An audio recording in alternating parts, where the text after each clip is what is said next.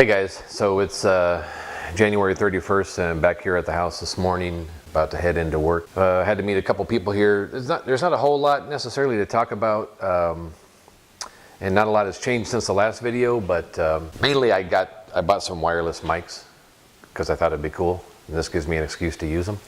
But the designer was just here, Paul Rector from one of the earlier videos, and so he was double checking up in the attic here.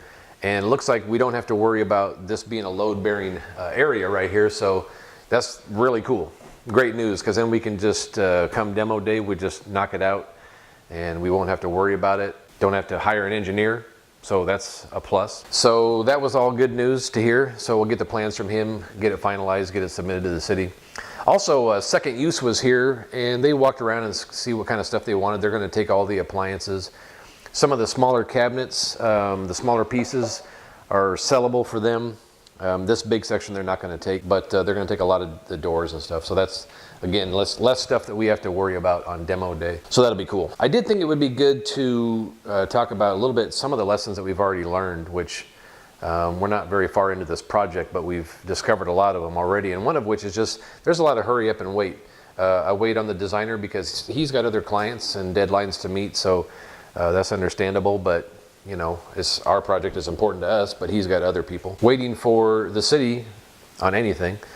PSE comes out to run gas, and they tell us that Tacoma has a 5 to 6 week turnaround time just to give them permission to dig and run the line. Then you add that to PSE's schedule, and they tell us we're looking at maybe 10 to 12 weeks before we get gas to the house. Not a huge deal, because we got other things we can work on, but I guess it's just one of those things. It takes time to do this stuff, so there's that. The other thing I've learned is don't mess around with internet weirdos.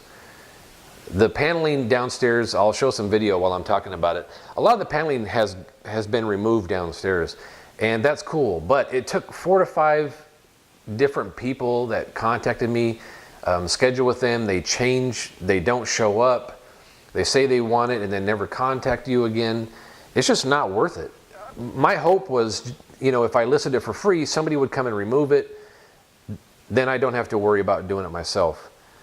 It's just not worth it. If you're gonna do a project like this and you have something like that you want to get rid of, just either take it off yourself and list it for sale because you did the work, or just don't even bother. What's left down there is just going to go in the dumpster when we do demo. It's not worth it at all. So anyway, that's where the project stands now. So we get the plans and we'll submit, and probably the next video I'm guessing is probably going to be doing demo, so that'll be exciting. We'll have a demolition derby out here, and anybody within the sound of my voice who wants to help on demo, if you got frustrations that you'd like to take out, then let me know and we'll schedule it. We'll feed everybody really good. We'll just come out here one weekend, put a dumpster out in the driveway, and we'll go to town on it. So we'll see you next.